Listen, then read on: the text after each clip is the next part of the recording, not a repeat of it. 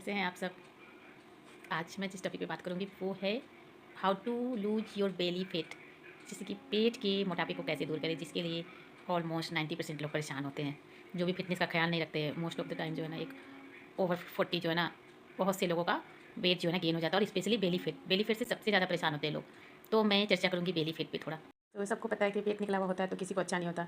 ये आपकी सुंदरता पे तो असर डालता ही है, आपकी सेहत के लिए भी बहुत ही ज़्यादा हानिकारक होता है आपका बढ़ा हुआ पेट। तो पेट की चर्बी को कम करने के लिए आपको मैं कुछ आसान से उपाय बताऊंगी, घरेलू और बहुत ही आसान से हैं, जिसमें ना आपको भारी एक्सरसाइज करने पड़ते हैं, ना कोई बहुत सारा डाइट कंट्रोल करना पड़ता है।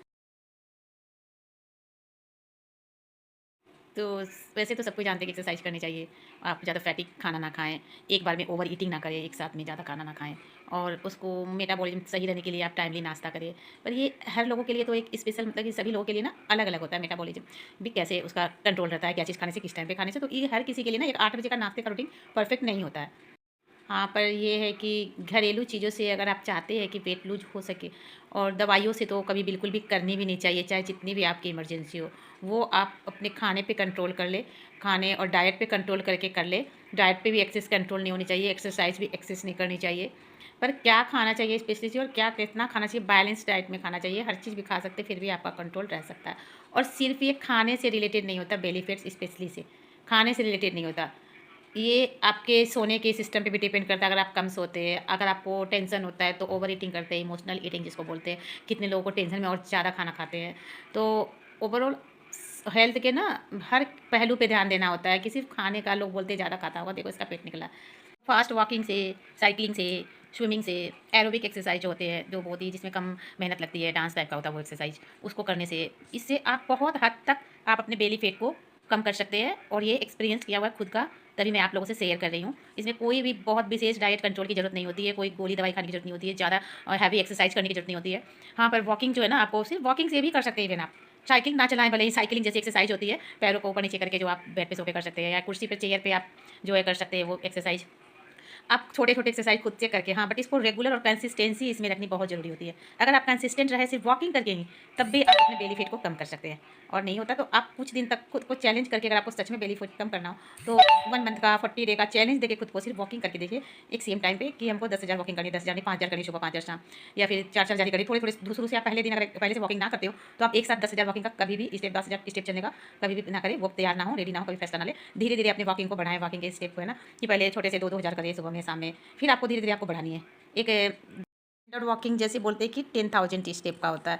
एक नॉर्मल जो है ना, जनरल जो होता है हेल्दी ह्यूमन बीइंग के लिए, तो 10,000 स्टेप का है। फिर भी आप अगर उतने फिट ना हो, ये उसके लिए होता है 10,000 स्टेप, जो प्रॉपर डाइट लेते हैं, अपने प्रोटीन, कार्बोहाइड्रेट, कैलोरी का जो है ना एकदम गिनकर मेजरमेंट में जो अपने डाइट को लेते हैं ना, उसके लिए है कि 10,000 करें।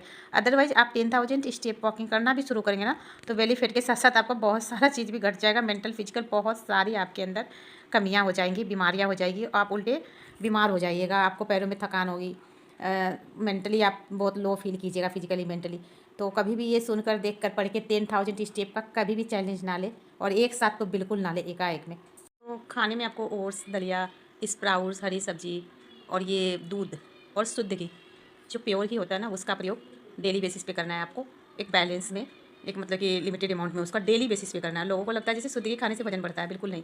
शुद्ध घी खाने से बेली फैट कम होते हैं, और आपके शरीर और स्किन जो है ना अच्छी होती है। स्किन जैसे भी जानते हैं कि मैदा मैदा तो फैट को बढ़ाने में काफ़ी कारगर भूमिका निभाता है। तो मैदा का जितना भी प्रयोग हो अवॉइड करें। ऐसे तो आजकल ठंड का मौसम में तो समोसे पकौड़े चलते थे, पकौड़े भी खाने हो तो आपको बेसन की जगह पिसी हुई दाल का पकौड़े खाएं, जैसे कि चना दाल, मूंग दाल, ये सब दाल एक तो हेल्दी होते हैं, मसूर दाल, जो चावल को भिगो करके फिर उसके जो बनाए जाते हैं कोई भी डिश, तो वो आपको ज़्यादा ना शरीर पे फैट को बढ़ने नहीं देते। वो एक फाइबर का भी काम करते हैं, और आपको उससे अच्छे अच्छे आप टेस्टी टेस्टी डिश भी बना सकते हैं। तो बेसन की जगह ना ज़्यादा से ज़्यादा पिसी हुई भिगोई ही दाल का प्रयोग करें, कि आप चावल भी अगर खाएं तब भी पेट नहीं बढ़ता है। ये गलत भ्रांति है लोगों में, मिसकंसेप्शन है कि चावल खाने से आपका पेट बढ़ता है या बेली फैट बढ़ता है, बिल्कुल नहीं। चावल खाने आप एक अमाउंट में खा सकते हैं चावल, मतलब कि बैलेंस में कुछ भी खाए, चावल ही क्या, अगर आप शुद्ध घी या दूध या फल या नट्स वगैरह भी जो अगर खा रहे हैं, ड्राई फ्रूट्स वगैरह भी, अगर एक लिमिटेड मात्रा से ज़्यादा खाइएगा तो आपके शरीर में ये फ़ायदा की जगह नुकसान करेगा, ये सभी जानते हैं। चाहे कुछ अच्छा भी चीज़, विटामिन या मिनरल या सप्लीमेंट्स भी हो, तो आप ज़्यादा लीजिएगा तो वो खराब ही करेगा। तो बैलेंस डाइट ना, वो आपको कभी भी फैट को बढ़ने नहीं देता, हर चीज़ बैलेंस रखें। फैट आपका कभी स्टोर हो जाता है शरीर में बासी भोजन खाने से, इस बात को नोटिस कर ले आप। कि बासी और ठंडा भोजन जो है ना जल्दी से डाइजेस्ट नहीं होता, वो आपका मेटाबॉलिक सिस्टम को कमज़ोर कर देता है, मेटाबॉलिज्म कमज़ोर हो जाता है, आपका फूड जल्दी से पच नहीं पाता है, क्योंकि जठराग्नि जो है हमारे पेट की ठंडी हो जाती है, तो आपके खाया पिया हुआ जल्दी से पचता नहीं है, वो स्टोर होकर फैट का रूप ले लेता है, अनाज सड़ने लगते हैं शरीर के अंदर। तो जितना हो सके बासी और ठंडा भोजन को अवॉइड करें आप। पैसा बचाने के चक्कर में लोग फेंकना नहीं चाहते हैं, तो किसी को भी फेंकना पसंद नहीं होता है। एक तो आप बनाने समय क्वांटिटी का ख्याल रखिए, अगर आपको कभी बच जाए तो आप उसको विशेष तरीके से कुछ नए डिश बना करके, पर जितना भी उसके गर्म करके खाएं, मतलब ज़्यादा से ज़्यादा अवॉइड ही करें। पर वो अगर आपको बहुत सारा बच जाता है तो कभी कभार उसको आप सही तरीके से न्यू डिश बनाकर उसको एक से एक बनाए जा सकते हैं, बचे हुए भोजन का भी। तो गर्म उपयोग करें, और मतलब बासी भोजन का तो बहुत कम उपयोग करना चाहिए, बासी भोजन जल्दी नहीं पचता है, ठंडा और बासी, इसका ख्याल रखें आपको। कभी कभी ज़्यादा फैट जो है ना आपके शरीर में विटामिन मिनरल्स और सप्लीमेंट की कमी की वजह से होते हैं, इस बात को भी ध्यान रखें। आपके शरीर में किसी न किसी प्रकार की कमी है तो आपका ओबेसिटी बढ़ने लगता है। अगर बैलेंस डाइट लेते हैं तो बहुत हद तक आपका फैट पे कंट्रोल होता है, आपकी बॉडी का बॉडी पोस्चर, बॉडी का फिजिकल जो फिजिक जो है ना आपका एक स्टैंडर्ड फिजिक होता है, अच्छा फिजिक बनता है। फ्राइड फूड और शुगर को ज़्यादा से ज़्यादा अवॉइड करें, कभी कभार लेने में कोई हानि नहीं है। कभी कभार आप मीठा ले सकते हैं, जैसा कि कहता है ये लोग मीठा कीजिए, मुँह मीठा कीजिए, कुछ शुभ कामों पे, कुछ घर में ये होते हैं फंक्शन, ये फेस्टिवल्स होते हैं, अच्छी खुशी का मौका होता है कभी भी, तो उस पर शुगर ले सकते हैं मुँह मीठा करने का भी। तो इससे पता चलता है कि डेली बेसिस पे ज़्यादा शुगर का कंज्यूम नहीं होना चाहिए। और ये शुगर और फ्राइड फूड, प्रोसेस फूड, ये सब तो जितना बच के रहे तो ये आपको फैट को नहीं बढ़ने देता है। और सुबह सुबह वार्म वाटर भी पीना आपके लिए बेहतर होता है, अगर नींबू डाल के पी रहे हैं तो ये आपके लिए और भी अच्छा होता है। नींबू से स्किन भी अच्छी होती है, और नींबू और उसमें हनी भी डाल सकते हैं आप, हनी भी हेल्थ के लिए बहुत ही बेनिफिशियल होता है। ग्लास गुनगुना पानी पीना चाहिए, इससे आपका पेट साफ हो सकता है। गुनगुने पानी में थोड़ा सा नींबू का जूस और थोड़ी सी शहद मिलाएं। और इससे आपका वेट भी जो है ना लूज होता है। ज़्यादा हनी का प्रयोग ना करें, ज़्यादा दिन तक ना करें, बीच बीच में कभी कभी हनी का प्रयोग कर सकते हैं। अदरवाइज वार्म वाटर में लेमन के साथ जो सुबह सुबह वो आप डेली बेसिस पे ले सकते हैं।